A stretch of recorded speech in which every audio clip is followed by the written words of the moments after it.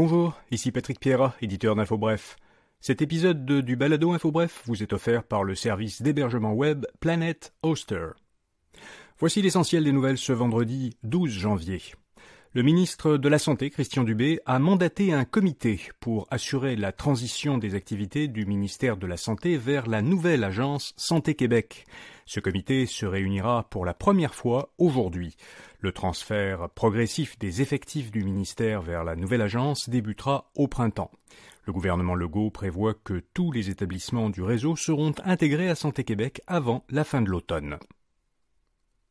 Un an après avoir mis en place au prix Gémeaux des prix d'interprétation non genrés, l'Académie canadienne du cinéma et de la télévision a annoncé qu'il y aura de nouveau, lors de la prochaine édition du gala, des catégories féminines et masculines. L'Académie explique qu'elle a pris cette décision à la suite d'une révision des catégories par des comités d'experts et après plusieurs consultations effectuées auprès de ses membres et de gens de l'industrie. À l'étranger, l'Afrique du Sud accuse Israël de génocide. L'Afrique du Sud a saisi la Cour internationale de justice qui siège à La Haye, aux Pays-Bas. Elle lui demande de suspendre les opérations militaires d'Israël dans la bande de Gaza. Le gouvernement israélien a choisi de se défendre face à ces accusations qu'il a qualifiées d'absurdes. Il s'exprimera aujourd'hui devant la plus haute juridiction de l'ONU. Le Premier ministre israélien, Benjamin Netanyahou, soutient que le Hamas a commis le 7 octobre dernier le pire crime contre le peuple juif depuis la Seconde Guerre mondiale.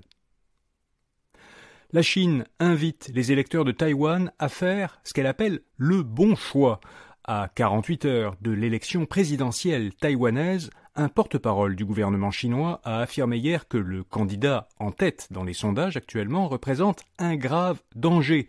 Selon Pékin, si le candidat du Parti démocrate progressiste, Lai Ching-te, arrivait au pouvoir, il continuerait à promouvoir ce que Pékin appelle des activités séparatistes liées à l'indépendance de Taïwan, et il pourrait donc déclencher une confrontation et un conflit entre l'île et la Chine. Les autorités américaines autorisent la circulation de FNB investis en Bitcoin. La Securities and Exchange Commission, la SEC, a autorisé les fonds indiciels négociés en bourse qui possèdent directement des bitcoins. À l'heure actuelle, 11 sociétés, dont Fidelity, BlackRock et Grayscale, ont lancé ce type de FNB.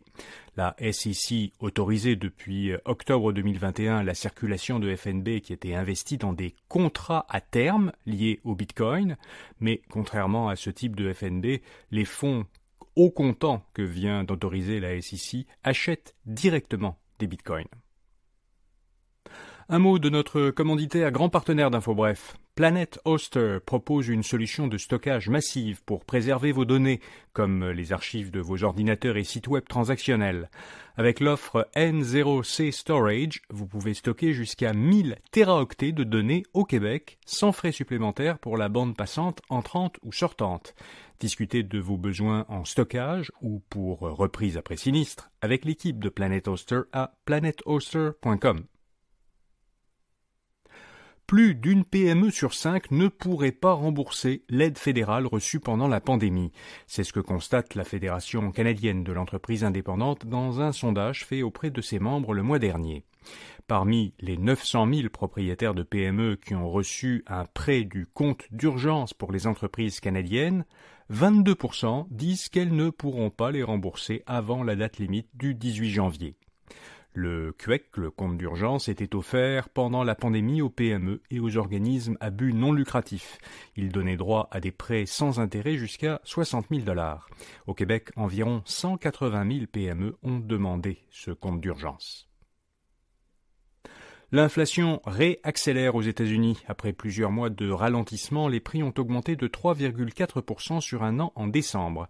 C'est le taux d'inflation annuel le plus élevé depuis 3 mois.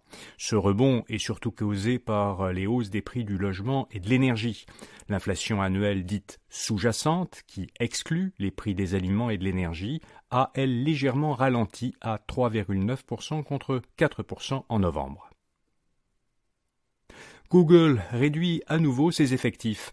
Le géant américain a licencié environ 1000 employés dans plusieurs équipes, dont celles qui travaillent sur son assistant à commande vocale, ses montres connectées Fitbit et son téléphone Pixel.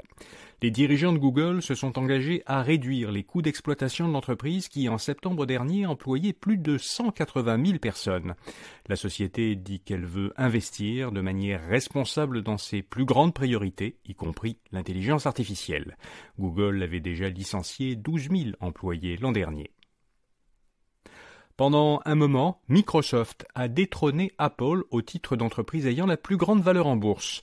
La valeur d'Apple stagne depuis l'été. L'entreprise fait face à plusieurs problèmes, dont un ralentissement des ventes de l'iPhone, qui est son produit phare.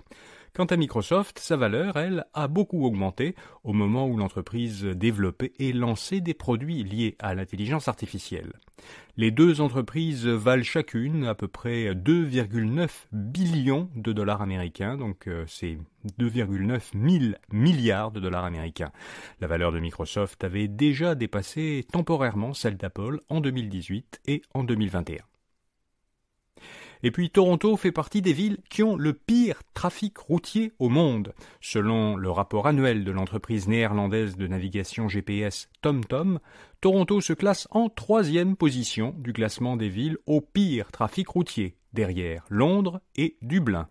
L'an dernier, les Torontois mettaient en moyenne 29 minutes pour faire 10 km. Ils ont chacun perdu près de 100 heures en voiture pendant les heures de pointe. Montréal, elle, se classait au 103e rang mondial. Les Montréalais mettaient en moyenne 19 minutes pour parcourir 10 km, donc environ 10 minutes de moins que les Torontois. Ils ont chacun perdu, les Montréalais, 85 heures quand même aux heures de pointe l'an dernier. Voilà, vous savez l'essentiel.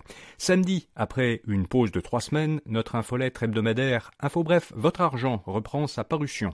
Au menu, comme chaque fin de semaine, des informations et conseils de nos chroniqueurs experts en finances personnelles et en consommation. Cette semaine, Anthony Ménard fait un bilan boursier de l'année 2023 et Fabien Major nous dit quelles sont les entreprises, les fonds communs et les FNB qui ont particulièrement bien performé en bourse l'an dernier. Olivier, c'est pour les entreprises, les sociétés en bourse et les FNB. Olivier Schmucker nous donne un truc pour avoir l'équivalent d'un prêt sans intérêt et Alain McKenna nous conseille des appareils qui permettent d'ajouter un deuxième écran à un ordinateur portable. Et puis, comme chaque samedi, on vous signale les meilleures aubaines disponibles en ligne. C'est à lire cette fin de semaine dans InfoBref, votre argent, samedi et dimanche, en page d'accueil d'infobref.com. Vous pouvez bien sûr vous abonner sur notre site à cette infolettre pour la recevoir gratuitement chaque samedi dans votre courriel. Bonne fin de semaine et à lundi matin.